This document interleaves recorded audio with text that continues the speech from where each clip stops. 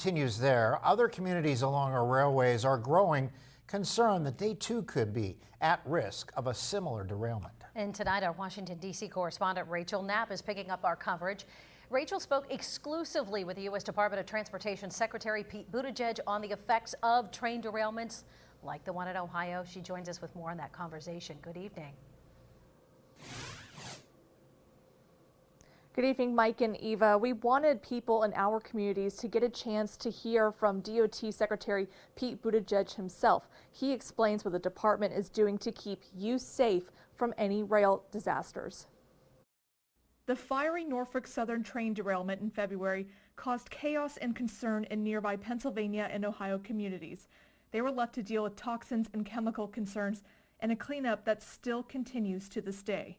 I'm terribly sorry for the impact this derailment has had. While the CEO of Norfolk Southern has promised to clean up the mess, the crash left a huge gap in people's trust and confidence in our railways.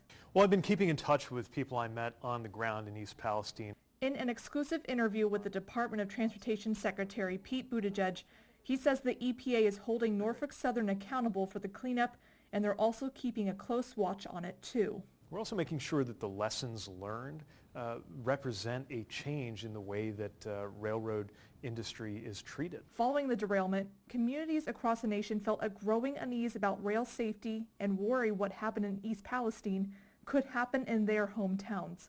We asked Buttigieg what the department is doing to remedy that. We've taken a number of actions, including stepped up safety audits, focused inspections, research on safety technology, and regulatory action to keep communities safe that live along railway lines. And I know how that feels because my own hometown had a lot of railway lines going through it. And it's so important to make sure communities are protected. Now, there are a lot of measures that are part of why we've seen railway accidents down compared to decades ago, but there's a long way to go. He's now turning to Congress, advocating for legislation that would enhance safety procedures for trains carrying hazardous materials, support for communities impacted by rail disasters, and making rail carriers pay for their wrongdoing. I have said directly to the CEO of Norfolk Southern that they should be supporting this bill, not fighting it. But in any case, no matter what the industry does, this is good legislation, and I'm hoping that Congress gets it to the president's desk so that we can get to work executing on it. Buttigieg is also slamming the recent Republican budget proposal, saying it would slash railroad safety inspections.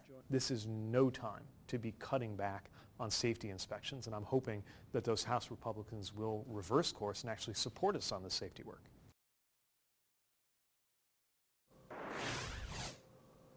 Buttigieg says that bipartisan legislation known as the Railway Safety Act will have an impact on railroads all across the U.S. and, of course, right there at home in Pennsylvania. Now, both of Pennsylvania Senators John Fetterman and Bob Casey are co-sponsoring that legislation. Mike, Eva, back to you.